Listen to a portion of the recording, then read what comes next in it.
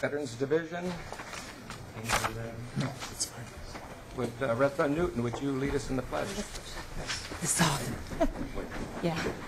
Pledge allegiance to the flag of the United States of America and to the republic for which it stands, one nation, under God, indivisible, with liberty and justice for all.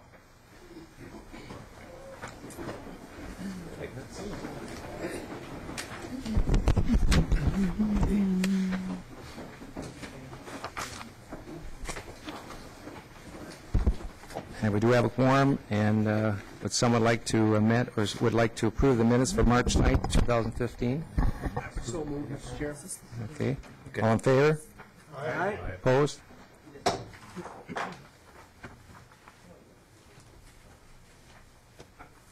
Okay, we're going to go with our first, change the schedule a little bit, and we'll go with House File 506. Mr. Schoen, would you introduce yourself and also present your bill? Thank you, Mr. Chair, members, Representative Schoen. If you would be so kind as to you or one of your committee members to move the delete all amendment that's before you as well, and that'll get the bill into the final shape that it's traveled through the Senate as well too. Representative Schoen, I will move your delete all amendment. That is The A15. the A15. Thank you, Mr. Chair. Mr. Chair, members, this is about temporary licensure for veterans. I'm going to save you the pain. Let's turn you over to the expert, and we'll make it quick, and we'll get you on with your day here. Just 1 minute. We have to vote on the amendment. Oh, I'm sorry. All in favor? Aye. Opposed? Prevails. And this is about, Mr. Chair, members, this is some connecting some gaps between statutes from legislation that we did in the previous biennium. Welcome. Please introduce yourself. Thank you, Mr. Chair and members of the committee. My name is Carrie Rexigo. If you think of it like bicycle, that's probably the easiest way I can explain it. And I'm the Executive Director of the Minnesota Board of Behavioral Health and Therapy. And the bill started out as just a bill for my board to incorporate temporary licensure language that came out of last session. Along the way, several other licensing boards needed the same thing done, and so in the interest of efficiency, we combined our efforts. So this will be, if passed, language for 6 licensing boards. I really don't have much more to say unless you have questions for me. I don't believe any of my colleagues are here, but if anybody has any questions, I'll do my best. Any questions from the committee? Any questions from the public? If not, And Mr. Chair, I believe this needs to go to health reform, as that's where the major substance of the bill lies. I see that in my notes. Oh, good. I'm hoping that was where it was at. And with that, I will move House File 506 as amended to Health and Human Services reform. All in favor? Aye. Opposed? Motion prevails. Thank you all. Thank you. Thank you. Thank you.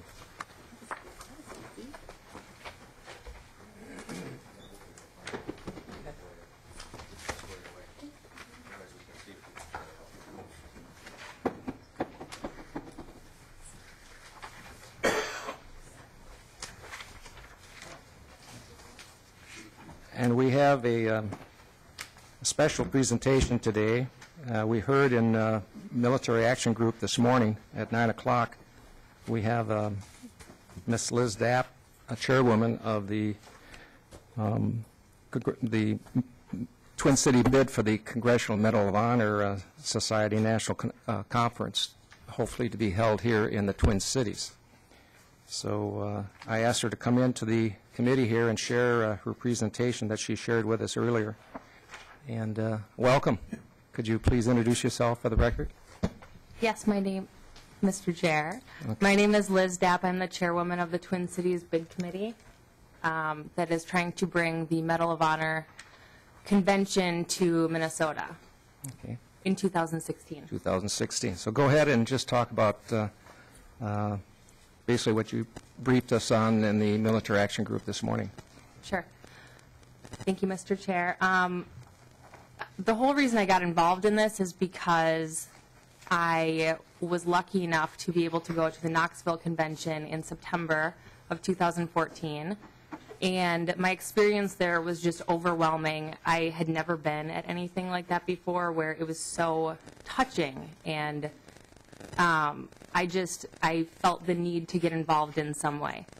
So I have a couple of things for you. I don't know what all I should show you, but just to give you an idea, actually.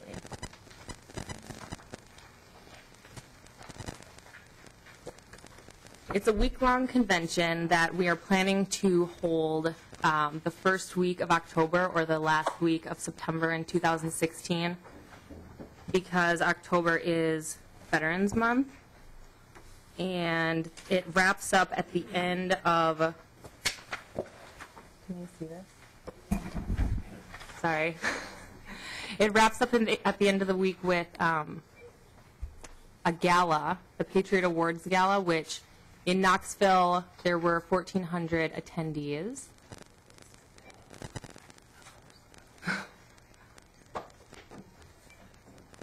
We'll work through the technical things there. Go ahead. The Master of Ceremonies was Gary Sinise, who I think you probably all know is a huge military and veteran advocate. The Patriot Award went to the Honorable Samuel Anthony Alito, Jr. of the Supreme Court. The Distinguished Citizen Award went to David Faherty, who is a professional golfer. Tex McCrary Award for Excellence in Journalism went to Jake Tapper of CNN, and the Bob Hope Award went to Mark Wahlberg. So this is a big deal. We're trying to raise $3 million to host it. It is all sponsorship funded. So we are going to hit all of the Fortune 500 companies in Minnesota. They are all yellow ribbon certified, so that's a plus. They care about the military. They have programs in place to support the military. And now you'll be going to New York, I understand. Yes. Okay. Thank you, Mr. Chair. I will be going to New York next week on Monday to present. Originally, Atlanta and San Antonio were also supposed to be presenting. However, they have backed out because they apparently are not ready at this point. So they will be making a decision by the end of the day. This is a presentation to the Congressional Medal of Honor Society Board of Directors, which is made up of all, living Medal of Honor recipients. The one exception is Victoria Kuick, who is the Director of Operations. And I have been in contact with her frequently over the past several months getting this put together. And I understand that the Minnesota Humanities is going to be working with you on this project? That is correct, Mr. Chair. Trista Mattis Castillo has graciously volunteered to be in touch with all of our veteran and military organizations, and we have gotten a ton of great letters of endorsement and fantastic endorsement videos. Okay. And Representative Dettmer, Mr. Chair, here will definitely be on that video. And Representative Newton, too, I think, I Yes. believe, right? Okay. They played very well off each other. Did you have a handout that did you want to pass around? I do not, Mr. Chair, I do not have a handout, That but book- that booklet? I The booklet? can, do you want me to pass these around? Yeah. Please, thank you. There's two of them. By the way, I just mentioned this morning at the MAG meeting that she could come in and speak to us as a committee, so put her on the hot seat here. Yes, Okay. thank you for that, Mr. Chair. Now, approximately how many are going to do, in the past, the different conventions, how many people attended these conventions, and what are we looking at here in Minneapolis, in the Twin Cities? Mr. Chair and chair members, is that? Okay. In the past, the week-long convention consists of many events. There are school visits because the society has a foundation which they are extremely passionate about their character development program. The character development program is coursework and basically just a program to teach kids and teach young adults that everyone has the capacity to be a hero and the courage to do the right thing. So their initiative is just to instill those values in schools and in kids. Especially, I think it would be fantastic for inner city schools. They also make trips to veteran homes, and the VA hospital was another one we were thinking about. They have incredible opportunities for the general public, the community, to meet them at town halls where they can ask questions, rub shoulders. Overall, I think last year there were somewhere around 20 events in total over the 4 days when all of the society members were present. Okay. Questions? Representative Ward. Thank you, Mr. Chair, and thank you for there. Thank you, Ms. Depp, for bringing this forward so we can know about it. That's a large group, so I'm assuming that you've identified a place where it would be held, and you said October of 2016. Where would that be? Mr. Chair, Representative Ward, right now we're looking at the convention, the gala itself either being held at the Minneapolis Convention Center or the River Center, depending which dates are open. Unfortunately, we can't reserve a space until we have the bid and we have funding. So that's one tiny obstacle that we have. But luckily, the Twin Cities has 2 amazing venues that this could be hosted at. So I guess that would probably be the largest event throughout the course of the week. We're guessing probably 2,000 in attendance. So generally, tables are sold to corporations, businesses, even individuals, and those are the people who would attend. If any seats are not filled, they would then be filled by Minnesota military or veterans. Representative Ward, anything else? Any other questions? Any comments or questions from the public? Were we still getting something video or not? Ms. Dapp? Mr. Chair, I was basically done. So. Okay. Okay. Well, thank you so much for coming in. And now you're heading to New York this next week? Okay. Correct, Mr. Chair. I leave on Friday. Make sure you give us a report on, let me know, and I can report it to the committee. Representative Ward? Thank you. I do have one other question. What kind of a presentation will you be making? Mr. Chair, Representative Ward, I have a video presentation that is coming along fantastically. I've gotten video rights from Meet Minneapolis, Visit St. Paul, Explore Minnesota, TPT PBS, several aerial companies in the Twin Cities that have fantastic footage. And then I will also be handing out a booklet, which is being put together by my sister, who is a graphic designer. So we should have a pretty good presentation at the end of the day. Okay. Well, thank you. And you are a veteran's wife, I assume. Mr. Chair, that is correct. Okay. Well, thank you. Thank you for your service. Mr. Chair, I just want to thank Liz for the work that she's doing. She's putting this together on the fly, and that's why it sounds a little bit hesitant. But she's just done an amazing job of contacting people and getting things moving, and I think this is going to be a great event, and really look forward to hearing what happens in New York. So thank you very much. Ms. Dapp, maybe another question here. How many Medal of Honor winners do we people do we have in the United States? Mr. Chair, right now there are approximately 80 living recipients. 53 total recipients are attributed to Minnesota. We no longer have any living recipients in Minnesota. However, our last recipient who was living in the state was Mike Cololillo, who died in December of 2011. Okay. Okay. Well, thank you. Thank you for coming. Thank you, Mr. Chair. Thank you, chair members. Okay, House File 1556, Representative Luke.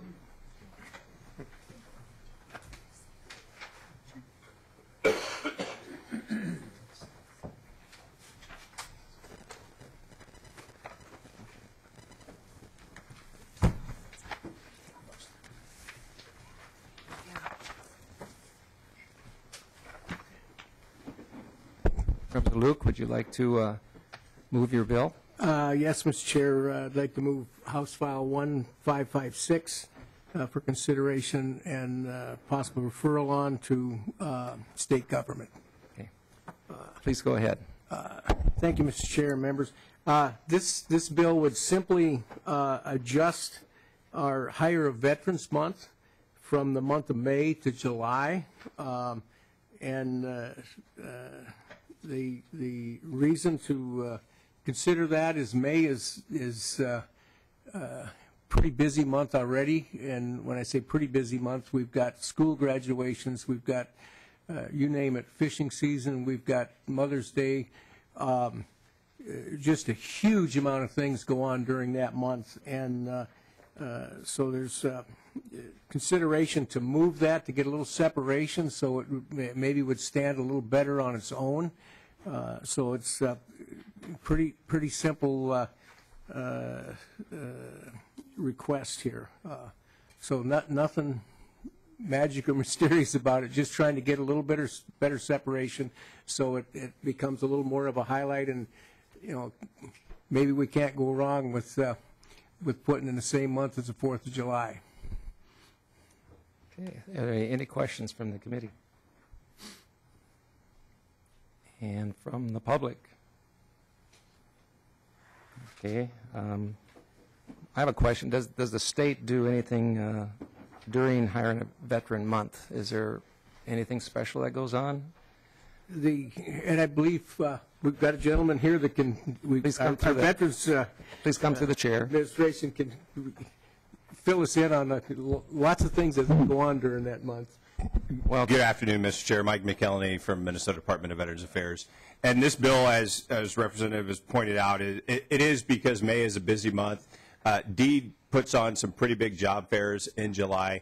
And so in the past, we've had issues with announcing that it's Hire a Veterans Month, and then nothing really went on. So some of the largest job fairs in the state occur in the month of July that we work with collaboratively with DEED. That's the reason we want to move this to July. And we've heard a lot of feedback from DEED, from the public, from veterans that say, why is this while I'm trying to finish school and graduate and finish my internships and so forth. So that's why we simply want to move that. Okay. Well, thank you. Any other questions from the committee? If not, Representative, would you like to renew your Yes, motion? Mr. Chair, if I could, I renew my motion to refer House File 1556 to State Government Finance. And Representative Luke renews his motion to refer House File 1556 to State Government Finance. All in favor? Aye. Opposed? Motion prevails. Thank you. Mr. Chair? Mr. Chair? Excuse me. Representative Newton. Does that have to go to State Gov Finance? There's no financial implication in there at all. Could we not just lay it over to have it included in your bill? Representative Newton, the chair, had indicated she'd like to hear it. Okay, thank you.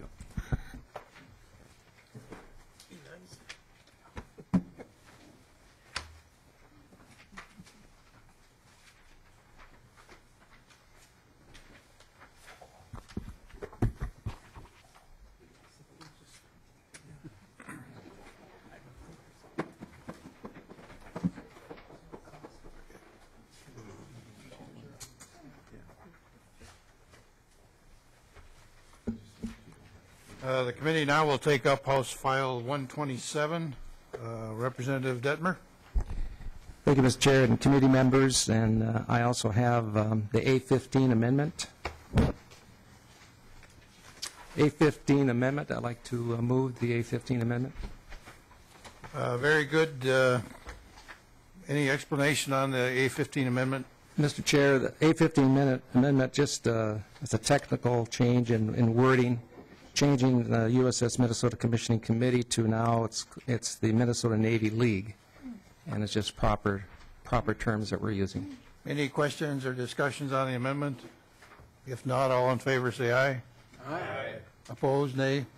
Carried. To the bill, Representative Dettmer. And with that, I'd like to move House File 127. Okay, to the bill. Well, last session, we also carried the similar bill for the commissioning of the USS Minnesota, and we got it through the one committee here in the House. It went through the different various committees in the Senate, and the funding was also included in the omnibus bill, and the funding then was pulled out during the conference committee. And but I feel that we need to really take a look at what's going on here with what the Navy League is doing in Minnesota. The funding originally was supposed to go for scholarships for the crew members' kids to come back to Minnesota. And the commissioning ceremony, you cannot use Department of Defense money for that. And as other states have done, they've raised private funds and or state funds for commissioning ceremonies. And so I'd like to turn it over to my guests here that from the Navy League and talk about the process that have gone through for the commissioning ceremony of the USS Minnesota. And many of us went out there last year. About 28 members of the legislature went out there and took part in and viewed the boat. We call it the boat, the submarine. And we got on several other ships, and it was a quite experience out there to see. I've never been on a large naval reserve or a naval facility like that. So I'd like to turn it over, and who wants to go first here? Would you identify yourself for the record, please, and proceed with your testimony? My name is Captain Chip Sherritt. I'm the Vice President of the Navy League for Minnesota, our council in Minnesota. I was also a member of the commissioning committee for the USS Minnesota. And along with me today is Mr. Brian Schoen. He's the President of the Navy League, and I'll start off with some comments. When we were planning the commissioning ceremony, we put out a brochure, which you'll probably be able to get. I gave it to the chairman.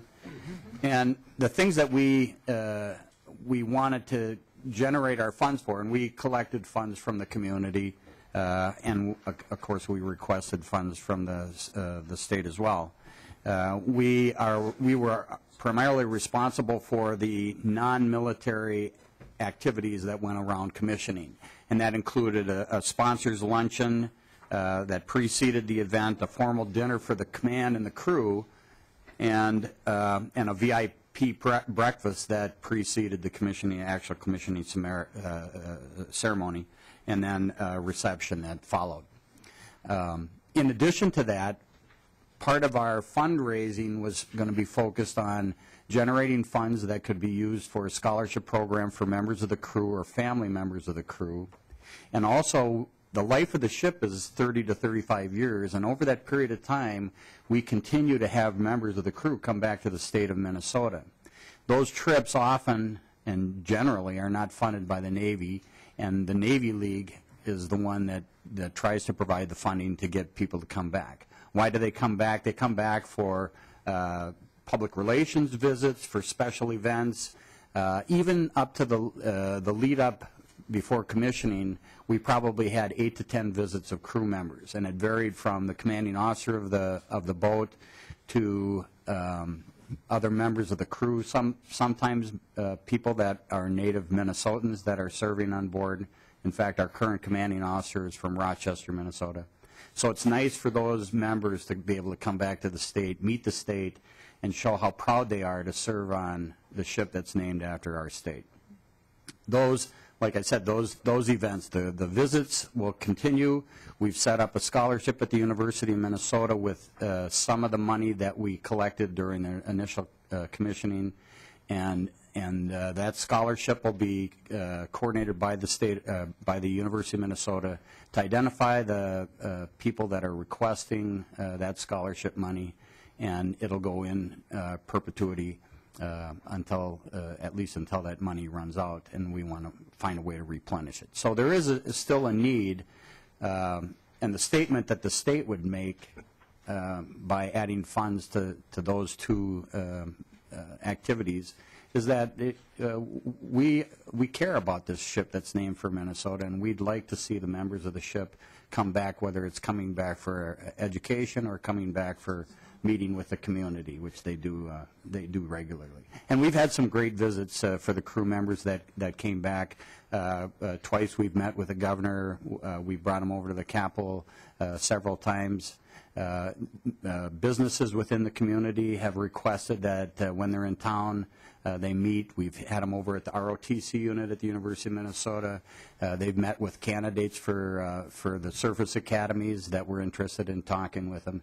So there's a lot of different reasons that we try to bring them back, and the visits that they make are always very well received by the state of Minnesota. So, thank you, Captain Sherritt. Are there any questions, Captain? Representative Ward? Thank you, Mr. Chair. I'm a little confused about the amount of money being the same as it was before, and mentioned scholarships. It seems, I don't know, it feels like a budget would have been helpful for me to see, so I understand what the money is going for. It all sounds good, but I just don't understand what the money is going for. Well, specifically, again, sorry, I'm Brian Schoen. I'm the president of the Navy League, and I was the co-chair of the USS Minnesota Commissioning Committee. The Navy League acted as the commissioning committee, so we shared the similar roles. In terms of how the money would be used, that's, in terms of a budget, we basically said a couple of years ago when we first submitted this that we wanted this language was actually supposed to be a match dollar for dollar on what we raised privately. We were not asking for any money more than what we could raise privately up to a certain amount. So we didn't necessarily, we knew from our commissioning expenses what our budget was going to be. In this case, because that was denied last time, we now have an opportunity to kind of change our role a little bit, and our role is to support the boat for 30 years. And with that, we're kind of, when you reference a budget, we're kind of looking at whatever is approved, then we budget a certain amount for crew visits over the life of the ship, of the boat. And then when we do that, we're also going to then use the rest to add to the USS Minnesota Scholarship Fund over at the University of Minnesota Foundation. I think it's important to note that the scholarship is managed right now by the University of Minnesota Foundation in perpetuity. If there isn't a USS Minnesota crew member or family member that applies for that, then it goes to an NROTC student. So it is going to be awarded every year, and it's going to be managed. But again, that's kind of where we're at, and we were going to take whatever was appropriated, and then use that to budget how much we can afford to spend and keep it the length of the 30 years and the life of the boat. Does that make sense? I mean, I know that's not specific to dollars, but if it's $150,000 and we give $150,000 over to the University of Minnesota, then we have to budget X amount of dollars per year that we can afford to bring back crew members. So. And I might add, there have been visits, like I said, where we only bring 1 or 2 members of the crew back. There have been visits like the air shows that we support, tall ships up in Duluth. We brought maybe up to half dozen of the crew members back because we had a little bit more money. Again, some of that at that time was provided for by the government because they allowed that for pre-commissioning reasons. Now, after commissioning, we probably aren't going to be eligible for any Navy money to support those visits. And in fact, half the visits we paid for anyway. We added to that. So, and the actual, to bring back about 5 guys for over about a 5-day period is about $5,000. And so we're hoping to do that once or twice a year for the next 30 years. I mean, our role is changing from commissioning committee to how do we support the crew and the boat and not lose touch with the crew and the boat for the next 30 years. I think it's just comment was that I think this is the 3rd boat named after the state of Minnesota. We had one during the Civil War, one during the First World War, and now about 100 years later, this will be the 3rd boat. And I know maybe you could share what some of the other states that are in line to get boats named after them. Sure. Well, part of the reason we asked is we didn't. Sorry, Mr. Chairman. Part of the reason we asked is we didn't reinvent the wheel. The state of New Mexico provided about $250,000 for their commissioning of USS New Mexico. USS Anchorage was the state of Alaska provided $450,000. We basically only asked in basically consistent with what other states have asked, and I think it's important to note. I so appreciate that the state of Minnesota, the citizens, anteed up and provided funds when the state didn't. When that got out, it wasn't well received by the business community. But and on one hand, those folks came forward as well. So I don't know if I answered the question. Any further questions? Yes, Representative Pugh. Thank you, Mr. Chairman. I actually don't have any questions, but I just wanted to comment. I'm just really delighted to see this again. I was so disappointed that it wasn't included, this funding wasn't included in last year's, I believe it was last year's budget year omnibus bill. I did participate in a number of those activities where the crew members came to us before the commissioning, right, as I recall. And having met these young men, most of whom, if not all of them, were not from Minnesota, but they were so highly professional. I mean, it was incredibly impressive. So I was looking, of course, forward to participating in the commissioning, which I did. And I will not ever forget the experience of touring this nuclear submarine. And what was even more impressive than the boat itself was the capability and the competency and the professionalism of the young men who were going to be serving on that boat. And I walked away from the experience feeling incredibly proud of representing Minnesota, and heard about the other states that had vessels commissioned, and the financial commitment that they made to the young men and for the future. And I really think I feel really good about this, making this investment. It's such a point of pride for our state. I see this being a real fundraising opportunity for the future, not to mention heightening visibility of the caliber of the military who's protecting our freedoms every day, bringing these men back to speak to what it is they are doing for us, and heightening awareness of Minnesotans who have no idea that we even have a nuclear submarine named after us, after our state. I'm just really excited about this, and I think this is a tremendous investment given all of the resources that we spend as a state. I mean, I was not asked to say this, but I'm a real cheerleader for this investment. It's a good thing for Minnesota. So thank you so much, Representative Dettmer, for bringing this bill. Mr. Chairman, can I make one more comment? Yes. USS Minnesota is currently making history. She is one of the first two fast attack submarines in the United States Navy's history to embark women on their boat. Lieutenant Neil Greenland was the supply officer, and he made a crew visit here in December of 2013, and he was the individual relieved by the new supply officer on board USS Minnesota. So it's and quite frankly, it's cutting edge, it's new, and we want to bring that officer back here to talk about opportunities for women in the United States Navy. So, thank you. We do have an amendment to the bill titled A1, and to that amendment, Representative Newton. Thank you, Mr. Chair and members. I can support this bill if, understanding that we're benefiting 135 members of the crew of this particular boat.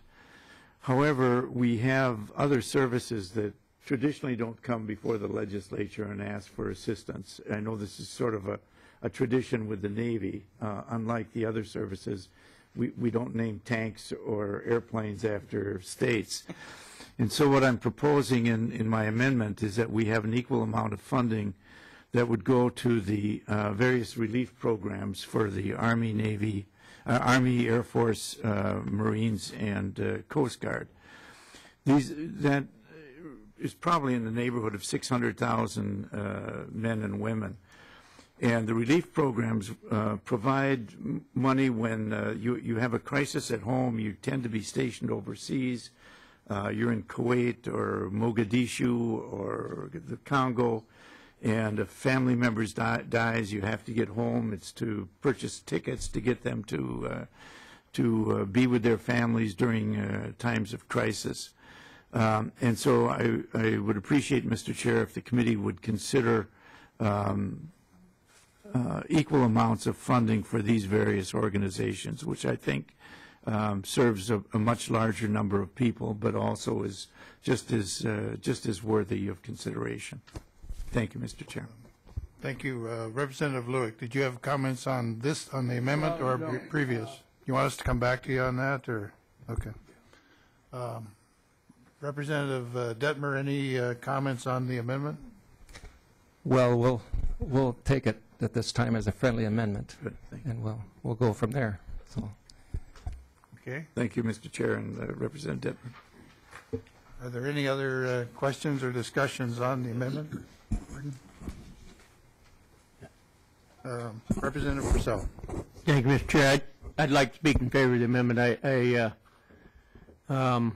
Just to read a story that over the past weekend, I buried a family member. Vietnam vet, Agent Orange, killed him age 69. We're losing so many of our guys. Agent Orange, you all may know well. He had a grandson who was in basic training military we had to bring back. So the point that was just made about having this kind of funding available in these situations, I think, is quite appropriate. I wouldn't have shared the story otherwise, but it can make a difference for families, so I'd support this. Any other comments, questions? All those in favor of the amendment say aye. Aye. Opposed, the same. Carried. Representative Lueck. I was just going to thank Chairman Dettmer for this bill, and I haven't been on the other side of the coin and served on vessels that had cities named after them. There's a unique relationship there that spans the lifetime of that ship and beyond that. I think we're all kind of familiar with things like sister cities. I lived in Sasebo, Japan, and we had a sister city back in the United States. So it's a unique relationship. One of the things that does need to be understood is obviously the funding that goes to that vessel does not include sending folks back to Minnesota or anything like that. there's a huge amount of benefit that we accrue as a state from having the honor of having a vessel named after us, and it goes all the way through, examples, role models for kids in school, all kinds of things. And we've got a few celebrations. We've got the tall ships up at Duluth, and we do some things on the river. We got a lot of water, but this is really a two-way street here, so this really makes a lot of sense, and we need to really understand. I'm somewhat dumbfounded that we had issues with funding this process in the past, because my goodness, I can think of probably about 49 other states that would trade places with us in a microsecond. And the gentleman stole my thunder, because I wanted to add that Minnesota is leading the edge on some of the first submarine qualified females will be part of that vessel, which that was probably the last area where the Navy's been working on making sure that both genders were able to serve their country. So again, this is a good bill, and we certainly, if you need a testifier up in the next committee, Chair Dettmer, sign me up. In fact, when I was out at the commissioning ceremony, I got to speak to the captain and invited him to bring the boat to Minnesota up through the Lake Superior, and he kind of laughed. And I guess that wouldn't be possible to do that. But anyway, I was pretty impressed out there and for the commissioning ceremony, and talking to the members of the boat and the captain, and also attending events that were held here in Minnesota. So with that, if there's is there anyone else from the audience that would like to make a comment or a question? I guess I would make one comment. Coming from Michigan, we ought to be able to get that through the Soo Lock, shouldn't we, and back into Superior. And I don't know. But Representative Dettmer, if you care to renew your motion. Mr. Chair and committee members, I renew my motion to House File 127 be referred as amended There you go. to State Government Finance. All those in favor say aye. Aye. Opposed, nay. Carried.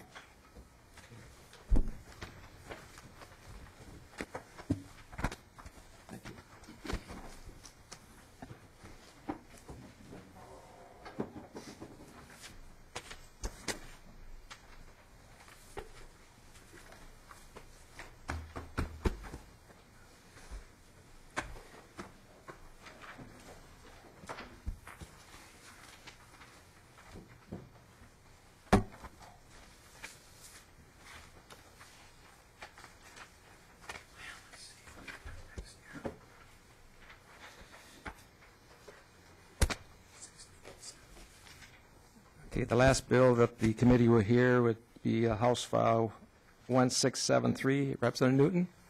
Thank you, Mr. Chair. I'd like to introduce House File 1673. And I don't know where this will go, if anywhere, maybe to State Gov. Mr. Chair. State Governor, you're right.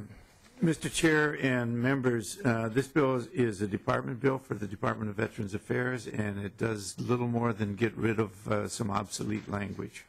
And I'll turn that over to Mr. McElhaney from MDVA. Okay, Mr. McElhaney, would you introduce yourself again for the committee? Yes, good afternoon, Mr. Chair. Mike McElhaney, Minnesota Department of Veterans Affairs. And this is an agency bill, and what this does is it asks to repeal the guardianship program, which is a program that was under our purview. Started in 1976, and it was a program that we would provide fiduciary responsibility for incapacitated or, in some cases, incompetent veterans.